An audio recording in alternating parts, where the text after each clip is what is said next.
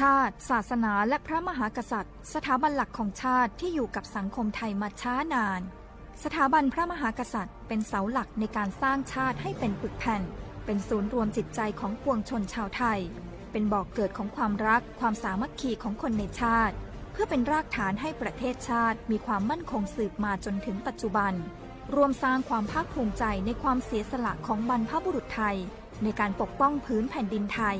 โดยสำนักประชาสัมพันธ์เขต 3 กรมประชาสัมพันธ์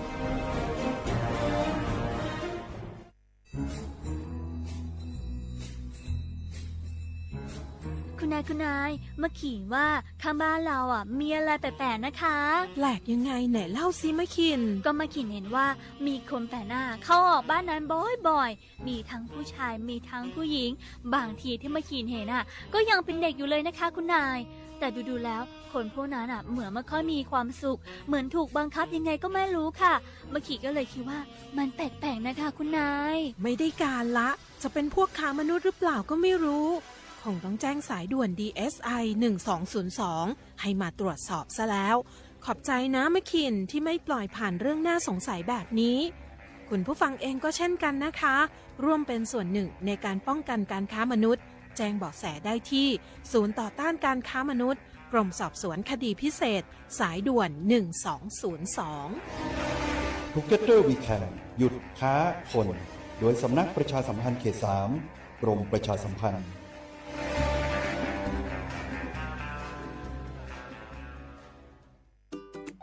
เนี่ยปี้ป้าจันข้างบ้านนะอยู่ดีๆเข้าห้องยาห้อง1669ไปปูนละโอ้เป็นไอ้อย่างนักก็เห็นหลานเปิ้นบอกว่าป้าแกเป็นความดันโลหิตน้ำตาลตกวันนั้นยังหันไปบกยาอยู่เลยก่อนหน้าว่าป้าจันเป็นไอ้อย่างบ่ทราบไปหาหมอนั้นนะปี้ยังน้องนะบ่เคยไปตรวจเช็คสุขภาพเลยเริ่มกลัวแล้วว่าจะเป็นโรคอะไรยังก็ใจเย็นๆปี้ว่าต่างที่ดีเฮาต้องไปตรวจสุขภาพเปิ้นมีโปรแกรมนัดตรวจผู้ปีไปตรวจจะได้รู้ว่าเฮามีความเสี่ยงเป็นโรคอันยังพ่องรู้ก่อนจะได้เตรียมตัวก่อนรักษาก่อนบ่ต้องมานั่งกังวลอันเดียวเฮานัดกันไปตรวจสุขภาพที่โรงยาครบปีพอดีแล้วเนี่ยเจ้าปี้ป้าคนผู้เขานัดกันไปเลยเนาะจะไปลืมเนาะตรวจสุขภาพประจำปีสิ่งดีที่ควรทำรู้ก่อนเตรียมตัวก่อนเพื่อเข้าสู่ช่วงสูงวัยอย่างมีคุณภาพด้วยความปรารถนาดีจากสำนักประชาสัมพันธ์เขต 3 กรมประชาสัมพันธ์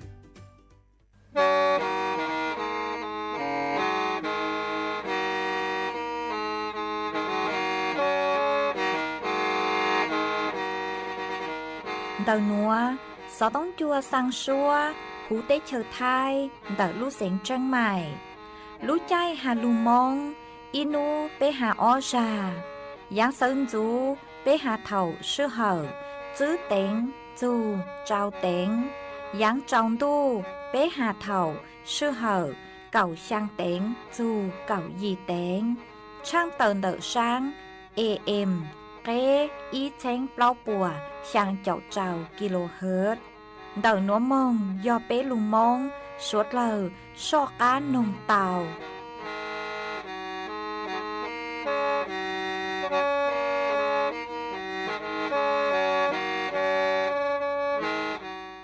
Nhớ xong y chồng nạ chứ cứ tin ninh chàng phong dư suốt lơ đỡ núa cú do rùa sẻng vang dòng xa trọc ăn tròn đù số tông chua hà lù mông đỡ lũ sẻng chân mải tuôn chứ y chồng nạ chứ cứ tin ninh chàng suốt lơ mà uốn đê núa trang tở chùa mê suốt lơ tàu bao hà tàn đỡ núa cú chùa câu lũ xua dây chết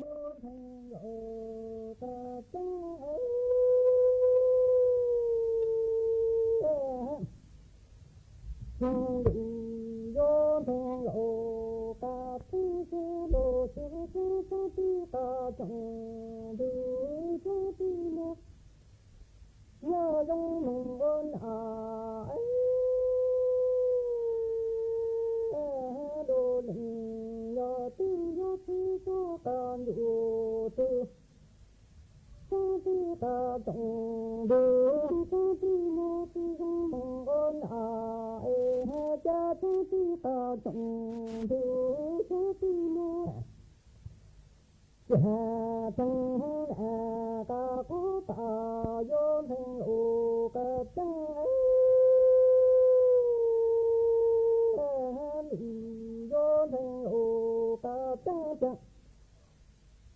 trong đồ trong cứ sang ti cả trong đồ trang ti nói tua giống mong ô những cha đồ nặng nhỏ tư do tư tu càng đủ tư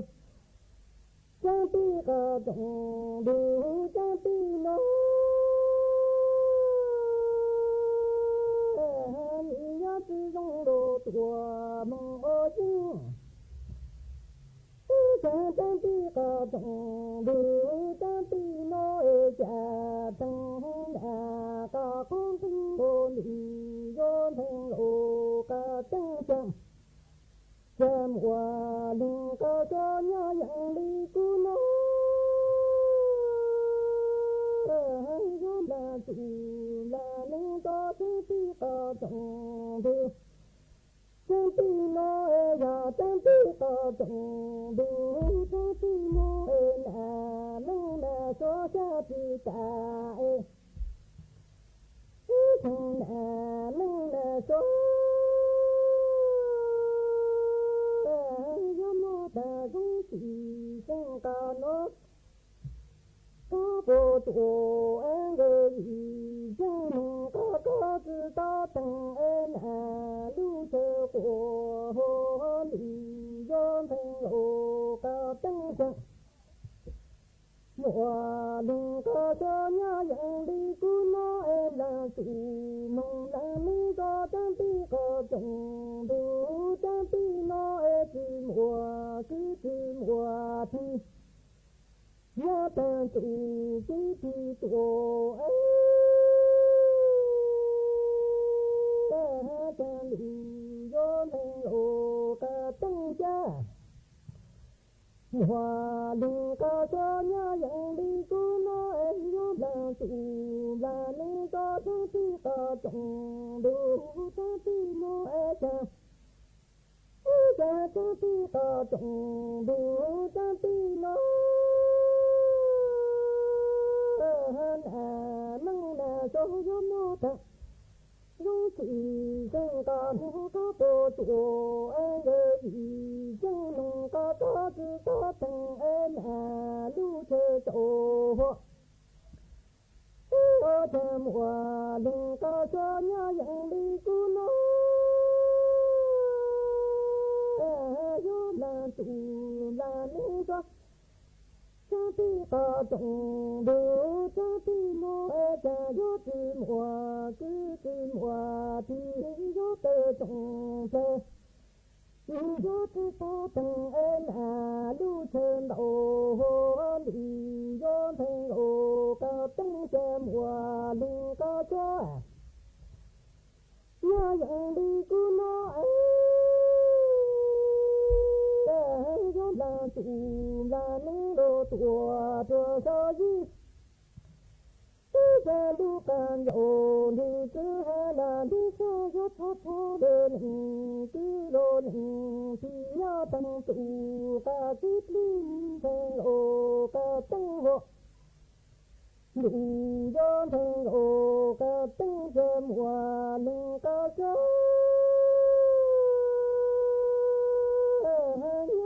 đi cứ nó do là chủ là những đồ tổ đồ số thế cho du can dỗ đi chứ đó đi xa dôn xin du đơn cứ đồ hơn thì số ta chủ cả kiếp chân đi do thành lộ cả tinh xe mùa đừng có cho nhà dân đi cứ nó do tơ chồng tơ cha du can dỗ đi chứ hay là đi xa do thọ đơn cứ đồ hơn thì do tơ là đông số cha linh tổ đông nó do sư trong đủ cả chỉ cho ta tăng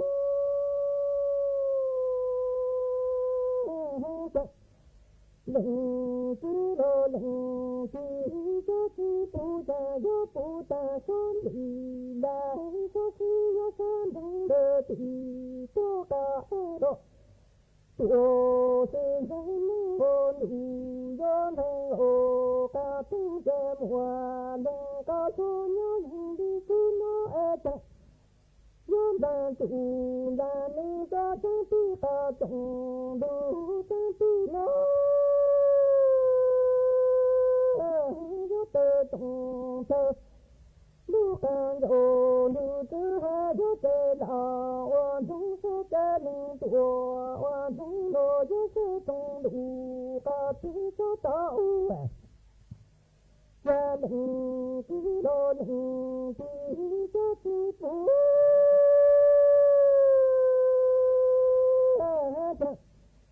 gió phú ta sớm bị là có khi gió sớm bị đê tị cho cả đô tua xin về núi trăm đủ gió thanh ô ca tiếng chém hoa đừng có cho nhớ rằng đi cứ nói gió đang tụ là đi cho tiếng ti ca chẳng đủ tiếng ti nó gió tê chẳng tê đi can dỗ đi chứ đó đi cho gió rung rung lên chỉ đô lên chỉ gió tê chẳng tê chứ tê giang đủ tiếng ca chứ chứ chứ phụ trợ gió phụ ta chẳng phụ ha dù mong gió dư lúc phụ lo dù mong ban dư mùa tăng hơn mong ý lúc nhưng đê lũ có lăng tùa lũ có chân lũ gió thanh ô ca tiếng chém hoa đừng có thua gió dần đi cứ nói gió lăng tụ là đi cho tiếng ti ca chẳng đủ tiếng ti nó nhưng gió thì gió mong đây cứ ca lỡ tì ấy cha gió mong đây tiếng chẳng đủ gió thanh ô ca tiếng chém hoa đừng có cho nhớ rằng đi cứ nói gió lăng tụ là đi cho tiếng ti ca chẳng đủ tiếng ti nó gió tê chẳng tê lu can dỗ đi chứ ha là đi cho gió thọ thọ đê linh chỉ đô linh chỉ cha tiếng giang ô trăng ca chứ chứ chứ tố cha gió phụ ta chẳng chứ dù mong gió dư mùa tăng hơn mong ý lưu dưng lơ lụ có năng tùa dù con gió lụ gió thanh ô ca tiếng chém hoa đừng có cho nhớ rằng đi cứ nói gió đang tụ là đi cho tiếng ti ca chẳng đủ tiếng ti nó nhưng gió mong đến thấy gió thì mong đất lô tùa ra đất hồ lụ gió thanh ô ca tiếng chém hoa đừng có cho nhớ rằng đi cứ nói gió đang tụ là đi cho tiếng ti ca chẳng đủ tiếng ti nó gió tê chẳng tê lu can dỗ đi chứ đi cho dân dư được linh chỉ gió chỉ có đi chẳng đặng chỉ có số mong ở lụa mong đi nói cho đô linh nhờ ti dân thọ ta trả số mong chỉ có ti trong ti ấy nhớ tăng em đủ chú lô tùa cha cụ ti cho tơ tùa bồ nó cho gió thanh ô ca tiếng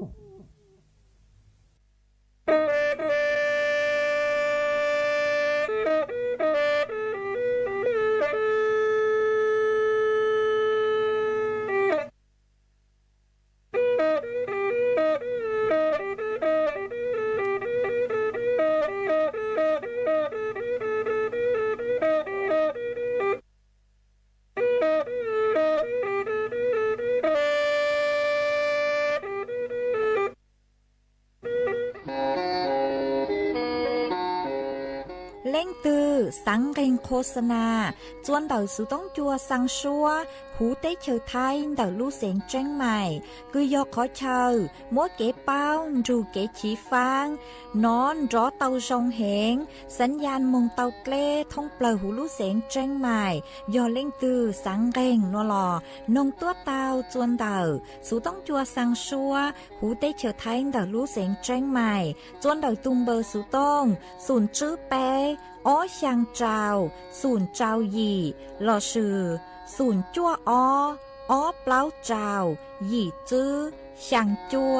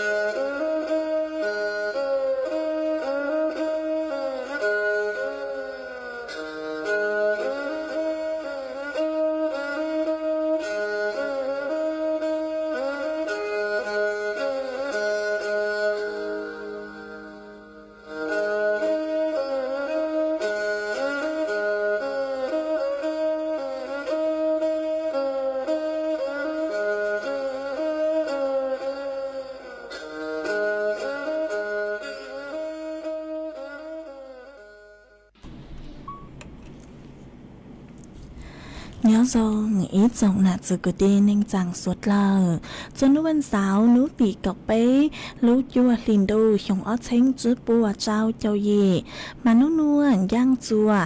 liền ghê nên gạo ý tổ tra cứ cắn nó nuôi do cá hoa bì kỳ giòn giang chùa liền ghê nên gạo ó tổ tra cứ cắn bì kỳ giọt lấy trong núa giòn giang chùa nắng trong mà đặc núa cúm bao nhà sỉnh hàng dòng xa cho các chọn đủ số tông chua hà lô mông đảo lúc sảnh tranh mày tuần dư ý trọng nạ dư cứ tin anh giang suốt lờวันđây nữa chị cũng thấy ý trọng nạ dư cứ tin anh giang suốt lờ cứ mình gang lưu sai ha gang lưu nồng nhớ cho hồ page Facebook mà thọ của mình bằngกดไลค์กดแชร์อีหลิงอีแชร์ผู้เจ้าเพจสวท AM อีเช้งเปล่าปัวยังเจ้าเจ้ากิโลเฮิรตซ์มากูเอาจ้างดาวจนไม่สวดเราก็ไม่ปังชังรังสู่ต้องจัวฮัลโหลมงดอยลูกเสียงแจ้งใหม่อ๋อตังกินนัวเจกูกูหวังให้เจ้าชาฮาตาไม่สวดเราอยู่ลุนโจกูย่ออวพงยืดเถ่าปีมงจูจัวเถ่าเศร้ามากูวันได้นัวเจกูต้องมัวอีร่างเราจ้าคือย่อเราvừa sảnh tho răng lụt ra hạt tạt chú mua cử ti cho lụt cho chùa suốt lang tao nông cổng ký lò dày tăng lò mà chuồn giữa núa chạy của yếu lô múa ý trắng số sự cho lô thẳng kha chùa ý trọng nạt sự cử ti ninh chẳng suốt lò tao bao mà nhớ chuồn đặc trắng số sự núa do yếu lô hà chuồn đặc chó tuấn hình phi can cử sứ chó xịt bạt thong thò yang chọc lao mà mua bánh sự cư yếu mong thó dài chóยอฮัตตาเล้งตือคือยอจอตัวเองผู้พิการลอสุยอเล้งตือคือยอจัวยอฮัตตายอจัวหูเล้งตือรู้วางรู้เจมัวจอตัวเองพิการคือตัวไหลดาวบัดทองทอช่างจอบเล้ามัวเป็นสึกคือยอมองทอใจจออุปกรณ์คือยอลูปังยูเลยความพิการสุเลจอรถเข็นไม้เท้าขาวแขนเทียมหลอดสุยาจอขาเทียมฮะจอเครื่องช่วยฟังเต้นดาว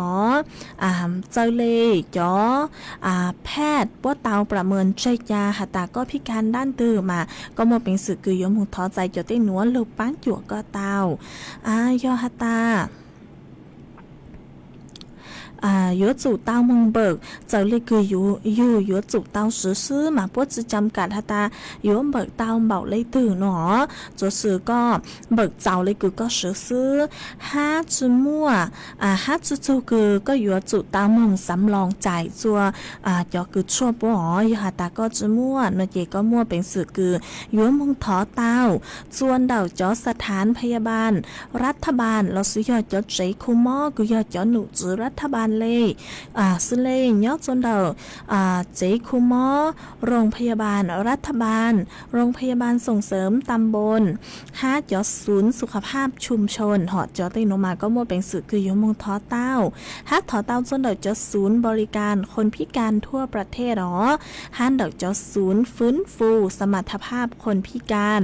ยอฮัตตาเล้งตือคือสังเป้าดาวทวนหนัวมัวเป็นสื่อคือยวนดาวสุต้องมงโนเต้าจวนดาวตรงเบอร์สุต้องศูนย์เป๊ะศูนย์เต้าเฮงเขาเปล่าชั่วโมงมากูจอหนูจือพวกกูใช้เซ็งจูจอหนักจือกูตีนิ่งจางคือต่างส่วนนัว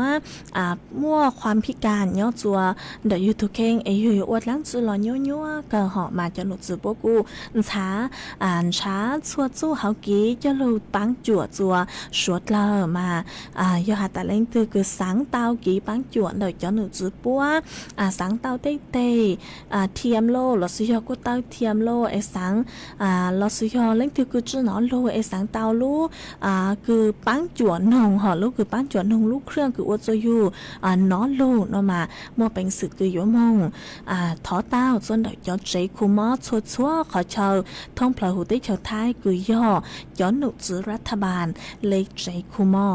จิกูจะลูถังคาจัวอีจงหนาจือกูตีนิ่งจังสวดเลยเต้าเป้าเลยหนัวไอ้จวนจือหนัวจะอยู่ลูจออีร่างกี่หล่อใส่กูย่อเจ๋งเช่งเสียงว่างร่างโล他子要เจ๋งเช่งเสียงย่งร่างสวพังเสียงคือลุกไม่ฮาตาช้อนยอกูเหล่าหนอมาอยู่มอช่างหนัวยาลูจอจัวสดเลยเต้านงกงกี้หล่อใส่โอกิน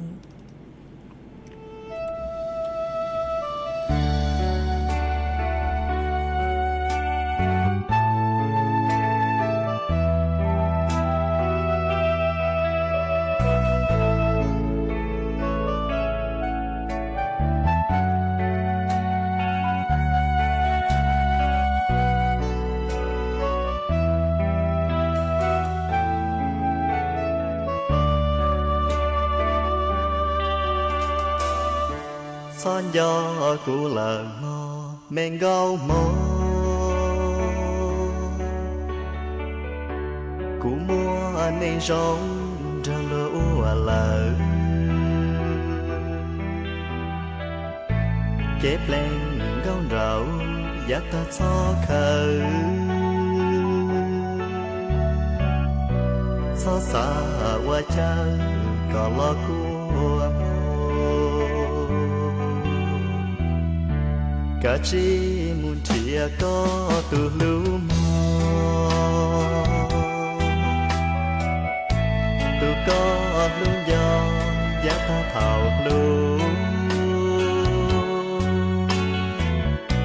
từ mua bao nhiêu một chia ý chưa lo lưu giá chúa sắc khởi kia lời gió của gió sẽ son gió của lời chỉ có tiếng đời của lũ nê cô bên gạo đầu giá ta gió sẽ gió nhị lũ nê to của lời can đồ ta gì giờ mua tù cho có tù vô mong chỉ sáng gió lỡ sao lưu xe lo lúc có tiếng gờ che mong chỉ sợ cứ qua nhà gì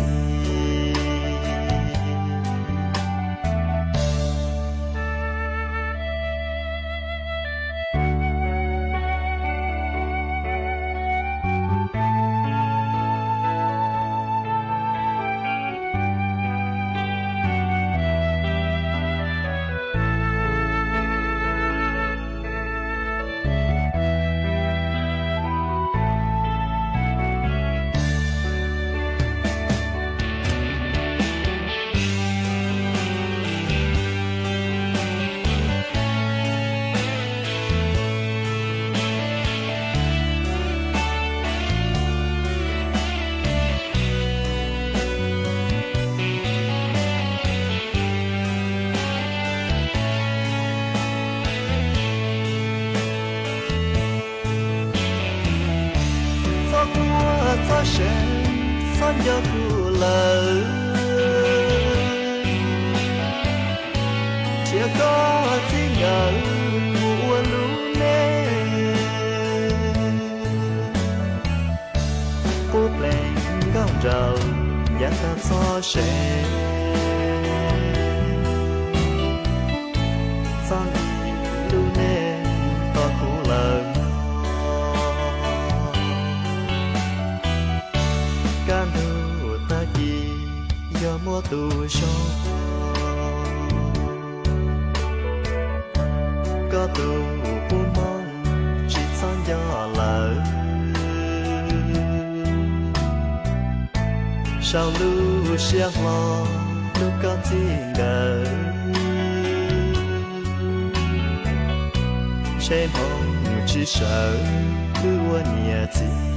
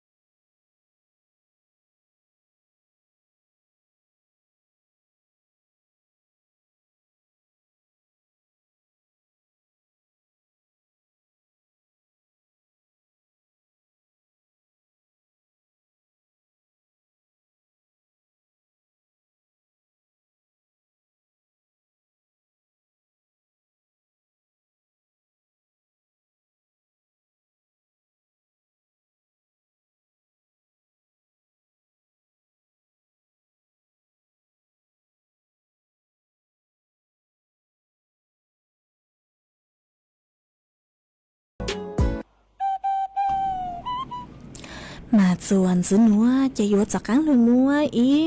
รังโลเป้ากือหาโจนดอกกีตีท้ายกือเตจามวดเลยย่างหลอดสุยอมวดเลยเต็งจวนดอกเต้ขอเช่า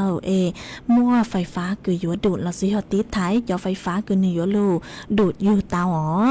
มาจอจุดเสียงห่อกืออยู่อันซื้อหาตายอยู่มัวสุดเท่งอันเดาจอไฟฟ้ากืออยู่ลูงูหลอดสุยลูดูดอยู่เตาย้อนย้อจัวเร่จวนดอกเต้เสาไฟฟ้าคมไฟเสาไฟฟ้า5จอนยี่คือย่อจอนยี่คือมั่วจอไฟย้อจวนเดา5จอป้ายรถเมล์ป้ายไฟคือย้อจวนดอกเต้หน้าร้านเดา5จอสัญญาณก่อสร้างหนอจุดตั้งในหนูซื่นเดาจอราวสะพานลอย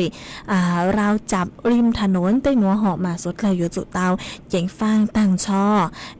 เต้อย่างคืออยู่จุดเตาร่างย่ออยู่จุดช่อม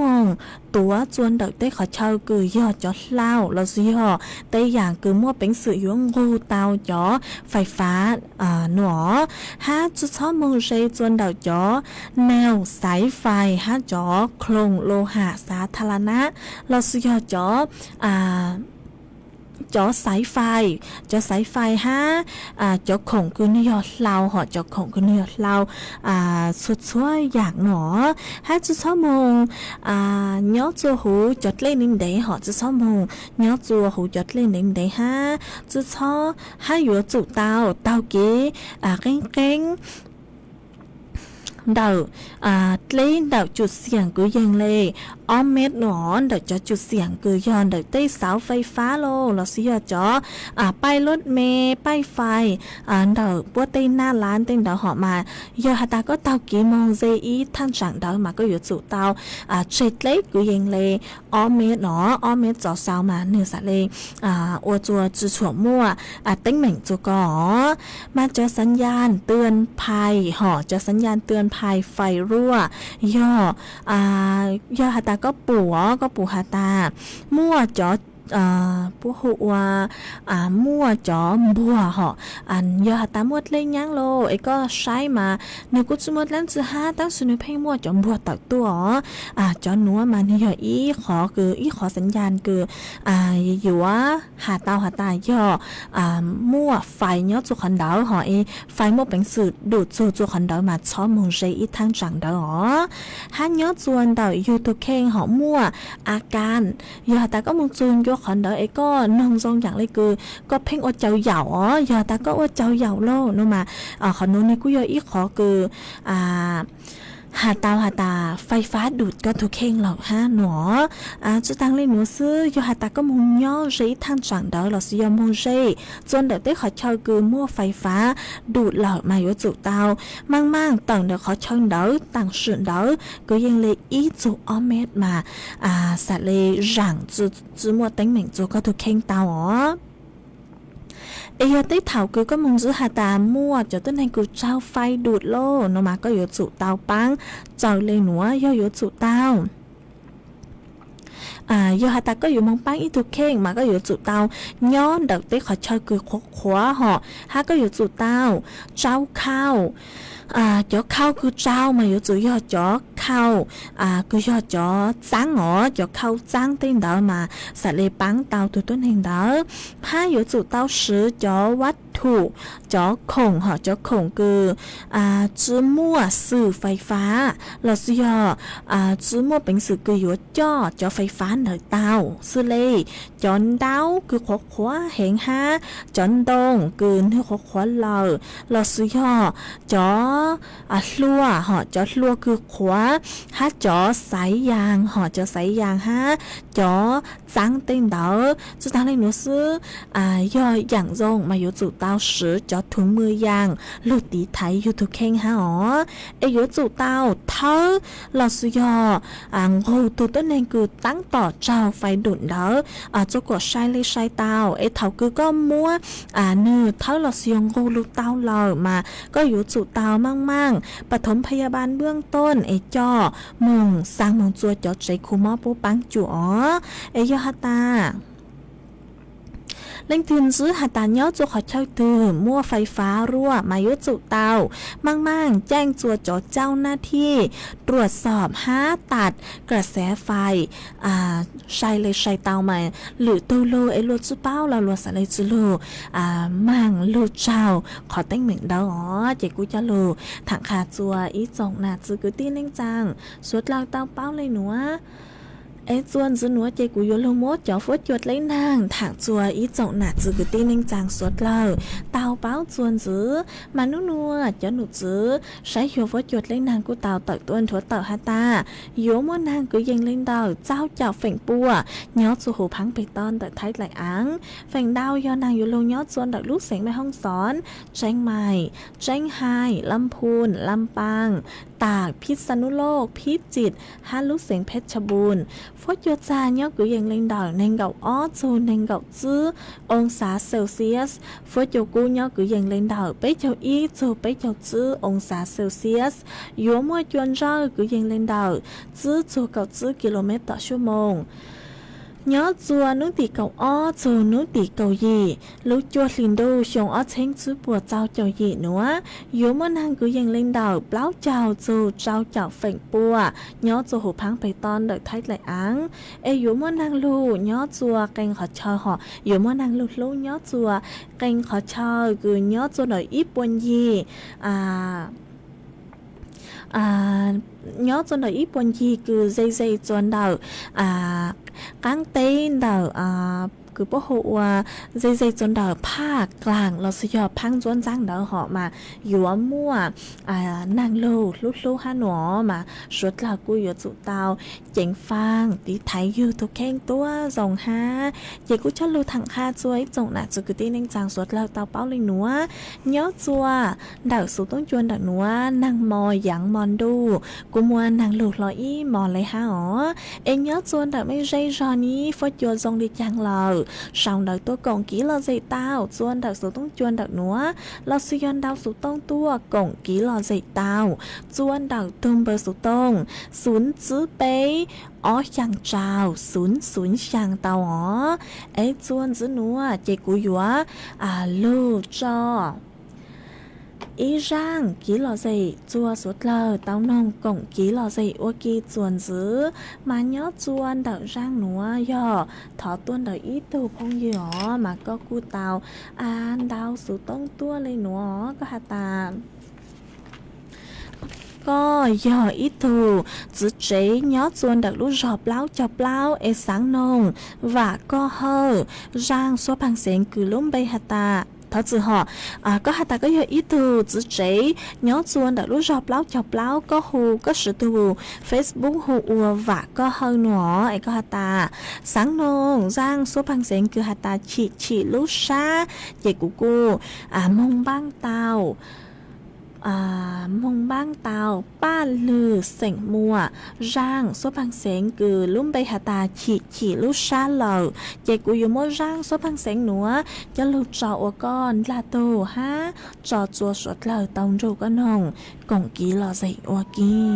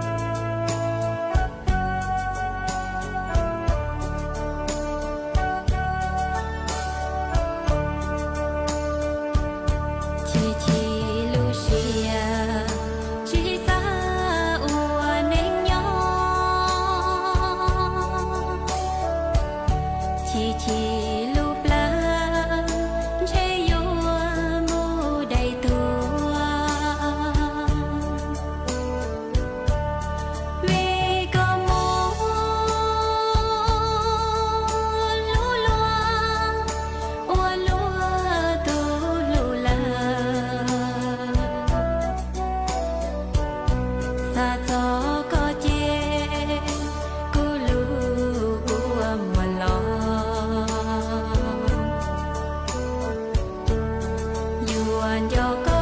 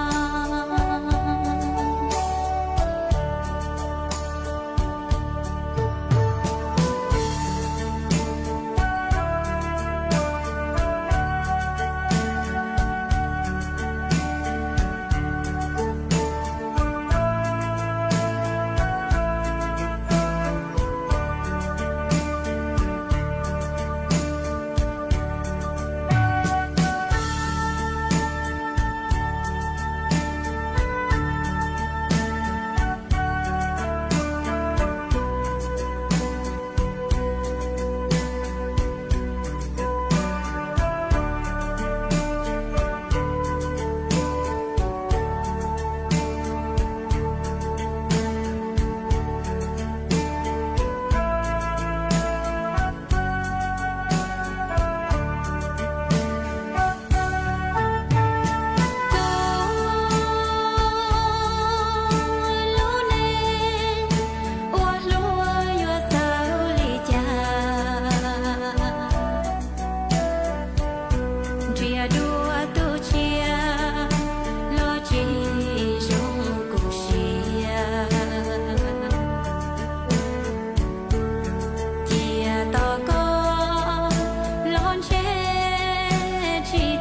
Gõ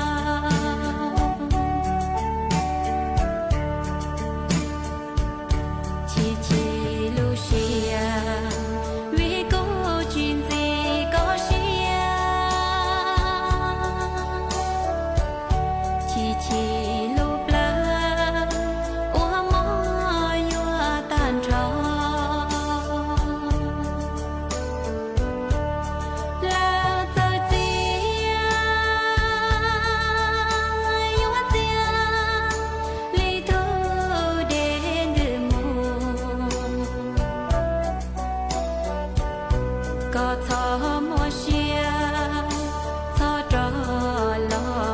bỏ lỡ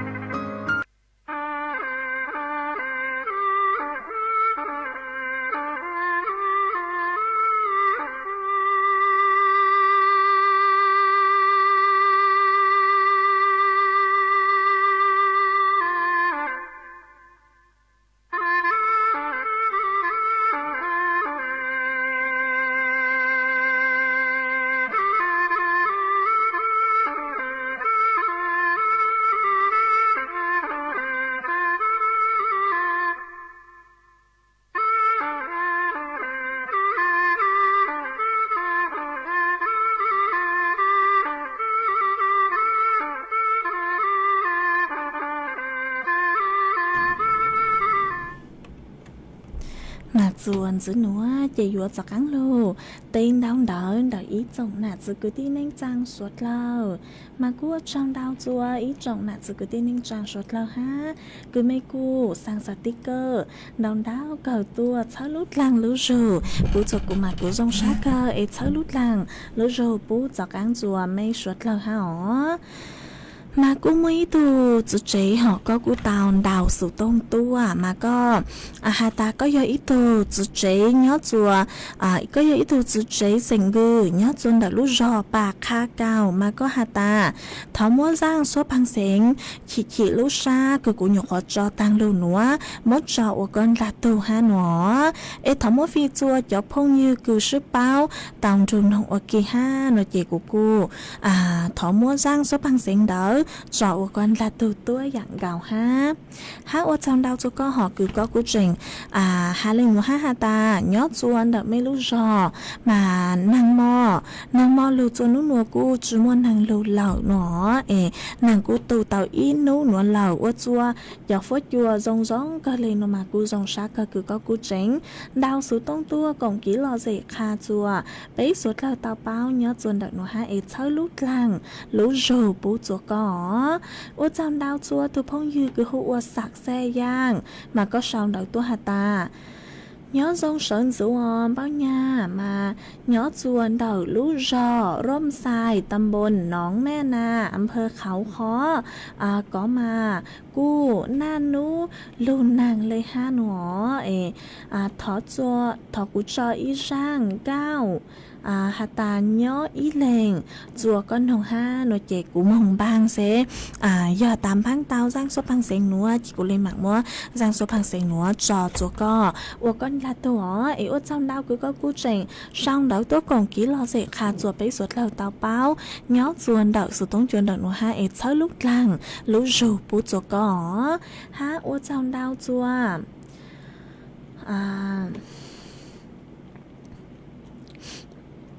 ฮากูอวดจำดาวจัวอีตัวพงอยู่ฮะก็สืบลงไปหัวกังพนาสันติสุขมาก็ชาวเลยตัวฮาตาย้อนทรงน้องดีเจทอร่างเก้า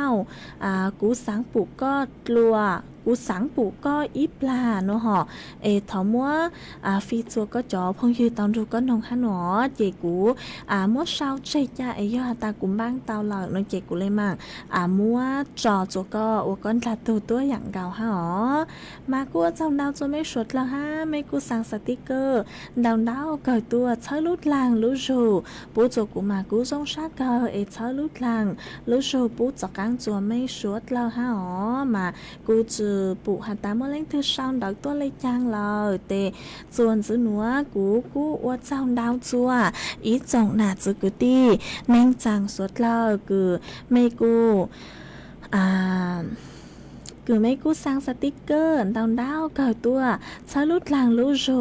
ปูจัวกูมากูส่งชาเกอร์เช้าลุดหลังลุจูปูจักกังจัวไม่สวดแล้วฮะฮะจำดาวกูไม่กูลุนจูกูย่อพงยือเถาปีลุจูจัวเถาเศร้าจำดาวจัวไม่สวดเลยกูไม่กูปังชังกังสู่ต้องจัวฮาลูมงเดลุเสียงเจ้งใหม่ตั้งชื่อหนัวลุชื่อหอยกูอยู่ตั้งเราชัวกูยังเล่นดาวเจ้านาทีเหล่าซื้อจิกูยัวมัวสากแซ่ย่างห่อร่างโซปังเสียงคือหาตาย่ออีแหล่งหนัวจะหลุดจออวร่างต่อกังเกิดจัวสวดลายเต้านองกล่องกี้หล่อใส่อวกีย่อจัวตังกินหนัวเหล่าซื้อตังกินหนัวจิกูยัวเศร้าสุดต้องยัวใช้จานเลยหนัวเหล่าซื้ออีจังจองดูไปเลยหมั่งต่อกังตัวชุนรุดลัวจัวเถาลุชื่อเหอเก่าย่างเต็งจูเก่าหยีเต็งตั้งกินหนัวละสิยทัดสิหออีจังจังดูเจกูอยู่อัวเทปใจยาจอโจสดเลยเต้านองกงกี้หล่อใส่อัวกี้หล่อซื้อวิยาฮาตากูมั่วเขาหรือมินจือหอเจอยู่จอเทปจัวไม่สดเลยเต้ากงกี้หล่อใส่อัวกี้ไอ้กูช่างตะคาจัวไม่สดเลยเต้าเป้าเลยหนัวเจสาวสุดต้องยัวใจยาเลยหนัวละซื้อถอจัวก็ไม่เชื่อชัวแรงเชื่อตูจวนจื้อจูกี้นอกกังย้อจงสดเลย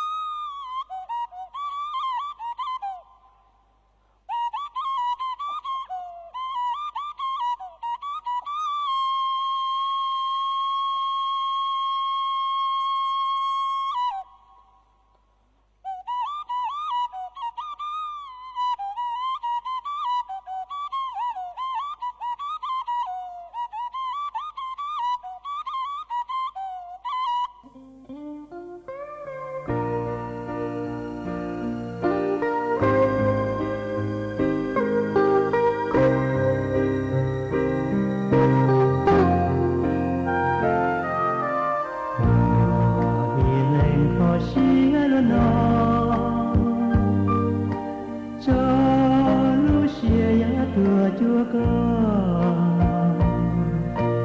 thầy trao có bao tiếc gió trong có nhỏ đua xia tao có gió đều luôn chỉ tao xa tia vừa xia thế vì nhỏ đê tua chưa chỉ tao có thời chúa thời nhỏ lòng tua chưa chỉ tao có nhỏ đi lên tu xia luôn cho răng gò từ lò khó xia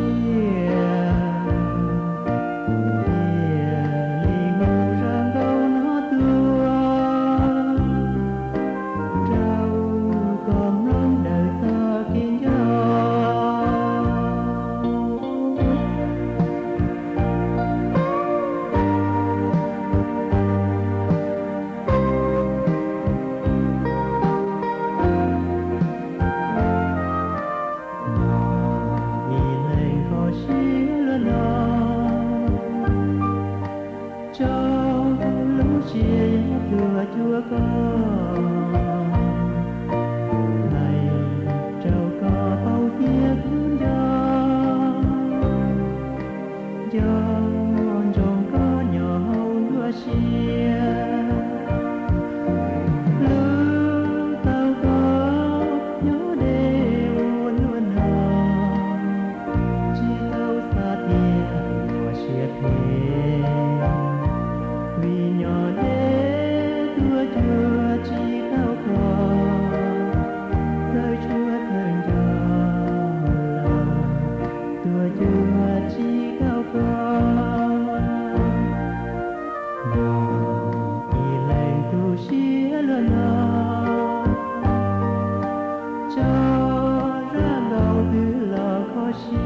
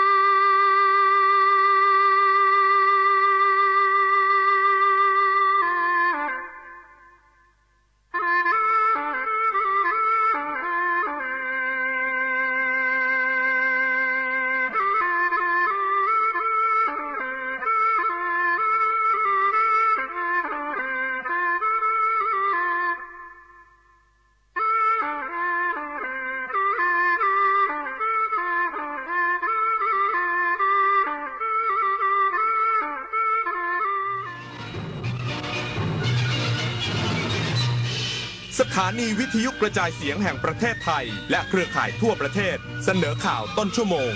รู้เร็วรู้จริงเกาะติดทุกสถานการณ์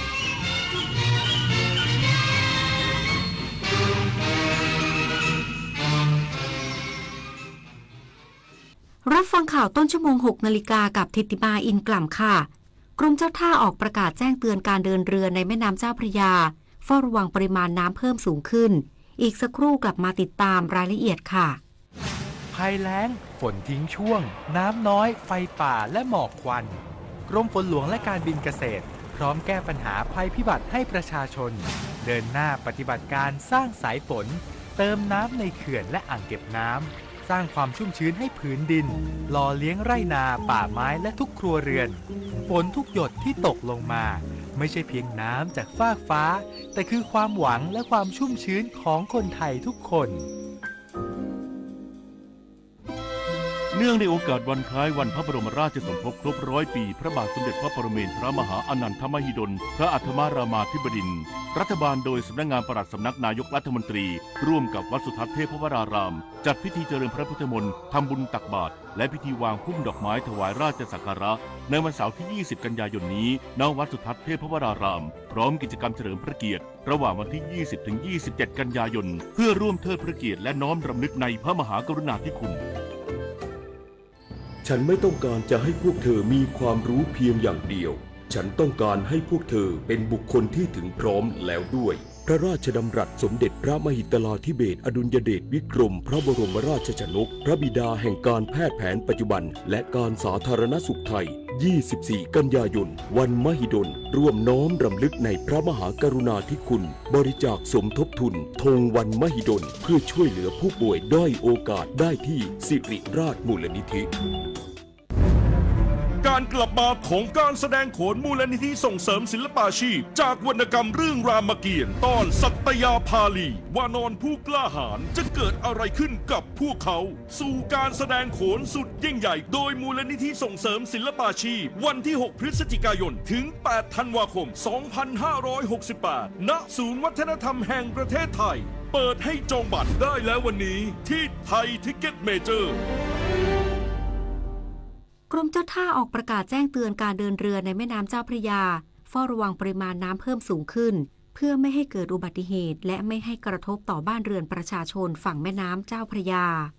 นายวิวัฒน์ทิศเชิดวงศ์รองอธิบดีกรมเจ้าท่าลงนามประกาศกรมเจ้าท่าให้ระมัดระวังการเดินเรือจากระดับน้ำในแม่น้ำเจ้าพระยาเพิ่มสูงโดยในระยะนี้แม่น้ำเจ้าพระยามีปริมาณน้ำไหลหลากจากพื้นที่ตอนบนลงมาต่อเนื่องส่งผลให้ระดับน้ำในแม่น้ำเจ้าพระยาเขตพื้นที่กรุงเทพมหานครสูงกว่าปกติและมีกระแสน้ำไหลเชี่ยวซึ่งอาจส่งผลกระทบต่อความปลอดภัยในการเดินเรือเพื่อความปลอดภัยในการเดินเรือจึงขอให้ผู้ควบคุมเรือกลลำน้ำผู้ควบคุมเรือลากจูงและเรือลำเลียงที่บรรทุกสินค้าในแม่น้ำดำเนินการลากจูงเรือลำเลียงที่บรรทุกสินค้าในแม่น้ำเจ้าพระยาต้องมีเรือดึงท้ายซึ่งมีกำลังของเครื่องจักรไม่น้อยกว่ากำลังเครื่องจักรของเรือลากจูงพร้อมจัดคนประจำเรือควบคุมเรือตลอดเวลาระมัดระวังเดินเรือจากปริมาณน้ำฝนที่สูงขึ้นขณะผ่านช่องลอดสะพานและจากกระแสน้ำที่ไหลเชี่ยวในระยะนี้ควบคุมเรือด้วยความเร็วที่เหมาะสมและปลอดภัยโดยให้ระมัดระวังประชาชนที่อาศัยอยู่ริมฝั่งตรวจสอบอุปกรณ์ช่วยเหลือการเดินเรืออุปกรณ์สื่อสารและอุปกรณ์ความปลอดภัยประจำเรือให้อยู่ในสภาพพร้อมใช้งานและใช้การได้ปกตินพศรแก้วคำรายงานรัฐมนตรีประจำสำนักนายกรัฐมนตรีสั่งตั้งคณะกรรมการตรวจสอบเจ้าอาวาสวัดโสธรวรารามวรวิหารหลังมีการร้องเรียนเรื่องทรัพย์สินและสีกาคาดว่าใช้เวลาไม่เกิน1 สัปดาห์นายสุชาติตันเจริญรัฐมนตรีประจำสำนักนายกรัฐมนตรีเปิดเผยว่าได้มอบหมายให้ผู้ว่าราชการจังหวัดฉะเชิงเทราตั้งคณะกรรมการซึ่งมีเจ้าหน้าที่สำนักงานพระพุทธศาสนาผู้ตรวจการของสำนักนายกรัฐมนตรีเป็นคณะกรรมการเพื่อตรวจสอบหลังมีการร้องเรียนเจ้าอาวาสวัดโสธรวรารามวรวิหารเจ้าคณะจังหวัดและพระสังฆาธิการเกี่ยวกับการประพฤติปฏิบัติไม่ถูกต้องเข้าข่ายกระทำความผิดพระธรรมวินัยเรื่องทรัพย์สินและเรื่องศีลกาทั้งนี้ยืนยันว่าจะให้ความเป็นธรรมกับทุกฝ่ายแต่หากเจ้าอาวาสทำผิดก็ต้องว่าไปตามระเบียบกฎหมายคาดว่าจะใช้เวลาไม่เกิน1 สัปดาห์พร้อมยอมรับว่าเรื่องดังกล่าวมีมูล